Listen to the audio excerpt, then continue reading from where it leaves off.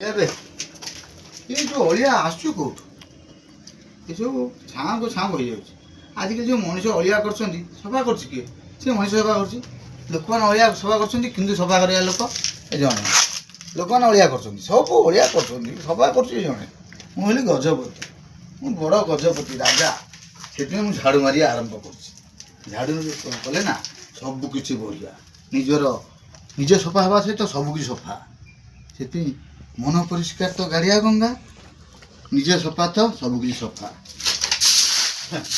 ଝାଡ଼ୁ ମରା ହେଉଛି ବଡ଼ କାମ, ରାଜାମାନଙ୍କ କାମ। ସମସ୍ତେ କରିପାରିବେ, ସମସ୍ତେ ଘୃଣା କରିବେ, କିନ୍ତୁ ମୁଁ ଘୃଣା କରେ ନା। ମୋର ଘୃଣା ହାତ କିନ୍ତୁ ଧୋଇଦେବି,